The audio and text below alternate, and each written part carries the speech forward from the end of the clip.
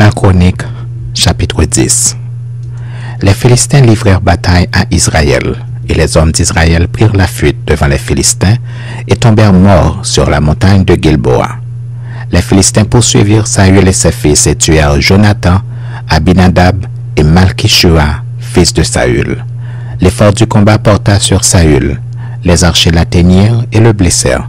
Saül dit alors à celui qui portait ses armes, « Tire ton épée et transperce-moi, de peur que ces incirconcis ne viennent me faire subir leurs outrages. » Celui qui portait ses armes ne voulut pas, car il était saisi de crainte. Et Saül prit son épée et se jeta dessus. Celui qui portait les armes de Saül, le voyant mort, se jeta aussi sur son épée et mourut. Ainsi périrent Saül et ses 3 fils, et toute sa maison périt en même temps. Tous ceux d'Israël qui étaient dans la vallée, ayant vu qu'on avait fui et que Saül et ses fils étaient morts, abandonnèrent leur ville pour prendre aussi la fuite, et les Philistins allèrent s'y établir.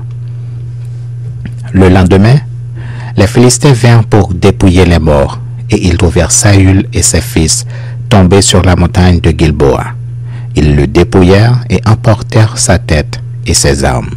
Puis, ils firent annoncer ces bonnes nouvelles par tout le pays des Philistins à leurs idoles et au peuple.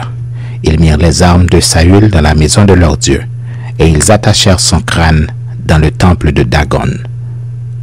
Tout Jabès en Galaad ayant appris tout ce que les Philistins avaient fait à Saül.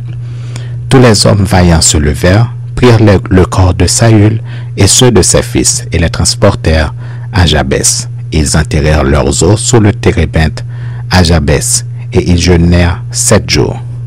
Saül mourut parce qu'il se rendit coupable d'infidélité envers l'Éternel, dont il n'observa point la parole, et parce qu'il interrogea et consulta ceux qui évoquent les morts. Il ne consulta point l'Éternel. Alors l'Éternel le fit mourir, et transféra la royauté à David, fils d'Isaïe.